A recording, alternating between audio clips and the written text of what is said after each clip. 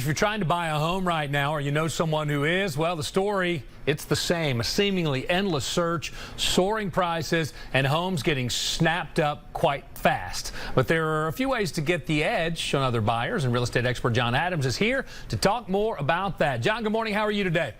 Good morning, Buck. I am well. I hope you are. Doing great. Thanks. Appreciate you joining us. We keep hearing stories of houses putting up a for sale sign, people putting a for sale sign in the yard and getting 20 to 30, maybe more offers right over that first weekend. First of all, is this real, and also why?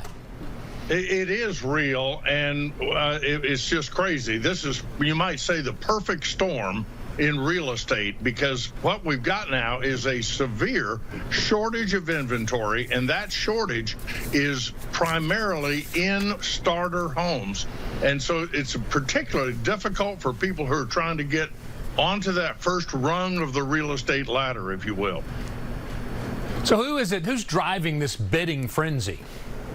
Well, you've got millennials who are, a lot of people actually have done pretty well during the pandemic, and a lot of millennials, the oldest millennial right now is approaching or right at age 40, which is your peak earning years. And a lot of these people have been saving cash. They've been holding back.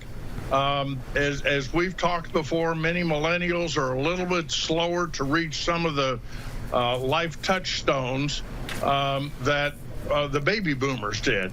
And so they are coming out of the woodwork and saying, we need to buy a house right now. At the same time, the FDIC and the Federal Reserve are discouraging banks from making loans to builders. And if a builder doesn't have money, they can't build the house that these people need.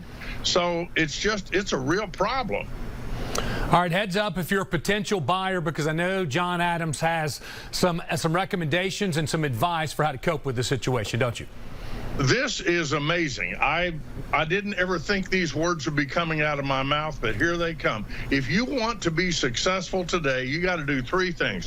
One, no inspection contingency. If you go in there and say, I want to do an inspection, and if I don't like what I see, I'm not going to buy it, the seller's just going to toss your offer, because there are plenty of people who do want it. Number two, make an offer with no loan contingency. Is that safe? That is up to you. You've got to decide if you're going to get the loan or not, but it needs to be taken care of before you make an offer on a house, because the seller sees a loan contingency as sort of a 50-50 toss-up as to whether or not you're going to get loan approval. And then finally, and if you really want to buy the house, talk to your family or friends or whoever and borrow the cash to buy it for all cash. And if you do that, the lenders have responded to this crisis by offering what's called delayed financing. That allows you to buy the property today for all cash and then immediately turn around and begin the process of a cash out refinancing. This was not, nobody even heard of this, until recently. And finally, Fannie and Freddie have said, yep, we will accept this. There's no seasoning requirement. You don't have to wait 3 or 6 months. You can actually go ahead and start the financing process even before you make the offer.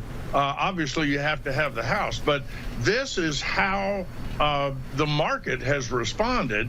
Make your offer with no contingencies. That way the seller is looking at you. I've seen sellers accept offers for $20,000, $30,000, even $50,000 less that have no contingencies, because they don't want to fool around with a buyer that they think is not serious. Crazy times indeed. John, good advice as always. Thank you. And John's going to be on our Fox 5 Atlanta Facebook page for the next hour to answer your real estate questions. You can also find this segment on our website, fox5atlanta.com. He'll answer any real estate question, too. All right, 840.